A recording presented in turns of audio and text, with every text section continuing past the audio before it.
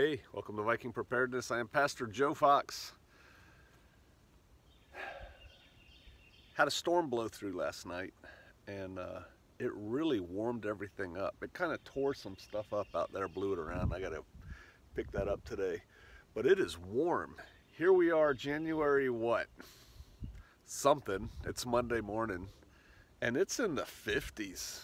Mid to high 50s, I think, going to the mid to high 60s today. In January, we have every window in our house open. We're just letting the air flow through the house, airing it out. I love it here. This is awesome. Gotta tell you a Special Forces story. Some of you all have asked for them. Yeah, stuff got all blown around. Wow. You can't see it out there, but that's like a piece of roofing, metal roofing. It's brown or green on the one side. It got flipped over. This stuff got flipped over. I'll work on it today. Special Forces story. I was watching a channel I really appreciate. More coffee is indicated. Gordon Tickle. And if I think about it, I'll put a link in the write-up for this video. He's in Thailand, he's homesteading in Thailand, and I really like his channel. I like his attitude. I'd probably get along with Gordon. I could probably share an adult beverage with him. But I like just looking at what he's doing with his place. He is a lot neater than am I, and I appreciate that. It kind of motivates me. But he was telling a story about cattle today, and he was showing how he's electrically fencing and cross-fencing his pasture, and he's going to rotate his cattle. He's going to do stuff there. Wow.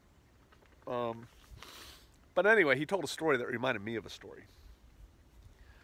I was in the qualification course for Special Forces. So it's I don't remember how long it is, 8 months long, something like that. And they teach you how to be a Green Beret, right? And there was one part where they had like a week or something marked out on the calendar, and basically we just had to navigate with a rucksack and a rubber rifle all day and all night. And it was all across North Carolina on private property, like Shofar Mountain. I mean, you know, when they tell you, all right, go to this point on the map, and that point on the map is 6 to 10 to 12 miles away, and then you get there and they tell you to go to this point on the map and it's 6 to 10 to 12 miles away, and they just do that for days. Yeah, you cover a lot of ground, and you are timed in this event. Of course you don't know what the time standard is, and so you push. You go until you can't go anymore. You catch a little sleep. When I say little, I'm talking like an hour or two. Put that rucksack back on, and you go. And at one point, you're not allowed to use the roads. At one point, I come to this field, and I have to go across this huge field. It's like a pasture, but I mean, it's huge. It's probably, knowing what I know now, I knew nothing then, as is going to be clear in this story. Man, it was probably an 80 or 120 acre pasture, probably 40 acre blocks. That means it's a quarter mile across this field from this wood line I'm in to the other wood line. And there's a barbed wire fence along it. And so I take my rucksack and I throw my rucksack over the fence, and the ruck weighed, I don't know, 70 pounds probably. Push my rifle under the fence, climb over this fence, put my rucksack back on. And this is exhausting at this point. Just that little operation right there at this point in the exercise that I'm in. You're all by yourself too. It's just exhausting. And I put it on, I start kind of doing my little across this field, and it's dark. It is so dark. And I hear the thundering hooves approaching. And I look through the darkness and I see, God, it must have been like 20 or 30 cows, black cows, running right at me. Oh my gosh, my heart just starts going, and I run for the far side. I get to the far side, I throw my rucksack over the fence, and I do this like combat roll over the fence. I'm on the other side, and all these cows are standing there on the other side of the barbed wire going. And I was like, whew, escape death. So then a couple days later, however long it was, I finished up the exercise, and I did pretty good on that. I was one of the first like 6 or 7 guys in out of about 40 or 50. And when you finished up, they had a barn, and they said, go out in the barn, you're done, take care of your feet, sleep, eat, drink, do whatever. There's cases, MREs, and things of water out there. Help yourself. Start a fire if you want, but you got to do it 50 feet from the barn. Like, okay. And so we don't feel like building a fire, man. And the barn's full of hay. We just go in there, there's, you know, a little group of us, and we're just laying there. Oh, this feels so good not to have to go. Changing socks, drinking coffee, eating MREs, just all that good stuff. And we're telling stories about what we've done for the last couple days. And I tell that story that I just told you. And this one guy was from, who are the Cheeseheads? Is that Wisconsin? I think Wisconsin. Grew up on a dairy farm. Knew all about cattle. I called them cows at the time. And he starts laughing at me. He's like, dude, it's not like they have big teeth. He goes, they thought you were going to feed them, that's all. I said, man, I don't know. I saw thousands of tons of meat running towards me, making the ground shake. It scared me to death. But yeah, cows, unless it's a bull, and it wasn't, they're not going to hurt you. But I didn't know that. And Gordon told a story about a bull that used to chase people, and now it's a nice docile bull. And that reminded me of that story. So probably not the kind of Special Forces story you thought you were going to get, but it's a true one. Oh, I was going to have an off day today. I told my wife I'm feeling like I need not me time, but just some decompression time. But I don't think that's the Father's plan today. So, you know, get at it. Wow! You got work to do, boy. My wife is teaching a class this morning, late morning, to some women on how to milk goats. And one of the women's husbands, a brother, is coming over. So we're going to sit around and drink coffee. No big plan. We're just going to chit-chat. And so with that in mind, it's like I feel the urge to pick up more than I normally do because, you know, somebody's coming over. But man, this weather is just, if it wasn't for the sky, can you see the sky? It's very gray. The clouds are moving very fast. Well, the part I showed just not moving fast, but look at that part. But man, it's nice. Like I don't have to have this sweatshirt on. I'm digging it. I'm digging it. Grand solar minimum. All right. Hey, I just watched Northwest Prepper. I think that's what he calls himself. Travis.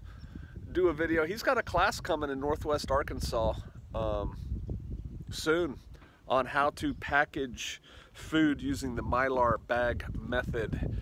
If you don't know how and you're in Northwest Arkansas, I suggest you go. Travis, if you see this video, you can put your information and a link in the comment down below if you want.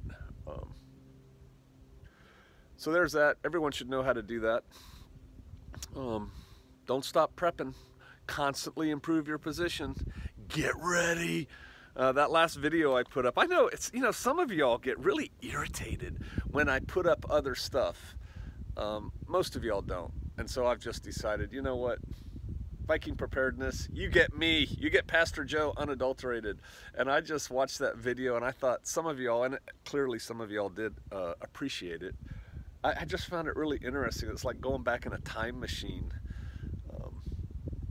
I remember back in the, late 90s, I guess, is when my wife and I entered the survivalist movement instead of being lone wolf preppers. We'd been preppers forever. I talk about that in my book, but we actually started joining with other people, late 90s, and doing things. And we started attending a bunch of regional events. And back then, everybody wore like camouflage BDUs, and even the little kids, we got little kids BDUs that they all wore and stuff. And, it had kind of a militant vibe to it, although not like the movie, not like that video that I put up. It wasn't militant like that. It was just, but everybody was kind of walking around in BDUs, and little kids were in BDUs, and they look so cute. And I just think, wow. And some of those people were not really nice people, but not the ones I hung out with. The ones I hung out with, other than the fact they looked weird, and you know, they would argue over AK versus AR, nicely argue. They were salt of the earth people, just normal people. Again, other than the way they were dressed for these events. I think we've come a long way in that regard. You know, you host a prepper event today and you're gonna see people show up like this. If you're doing a field tactical problem, you'll see everybody in multicam or something. But you know, if you're just doing an event, people are just gonna come, which is good. But yeah, there's a lot of personalities in that video. And actually, like Kurt Saxon, man, he was huge in the survivalist movement, and he lived near here. He ended up, I think, dying in an old folks home in Harrison, Arkansas, if I recall. Now, interesting, colorful personality. I think he was a KKK guy at one time or something. But you know, people change, and he ended up just being like this kind of radical hardcore survivalist. I thought he was funny, and he did put out some good books. And so Ron Hood with like long hair doing his, before Ron Hood mellowed. Bruce Clayton, you know, Bruce Clayton he's a guy now teaching. You can Google Bruce Clayton. He's got like long white hair and a little goatee kind of thing, and he's a PhD, and he's teaching Kung Fu or meditation or something. I don't know. But his books were good too. Yeah, just took me back. Maybe I should start writing some more books, and then somebody will come do a documentary on me, and 40 years from now, somebody will watch it and go, I remember Pastor Joe Fox. I don't care about that legacy. My legacy is my little granddaughter, who we had her 1-year-old birthday party yesterday. That was awesome. That's a legacy, liking that.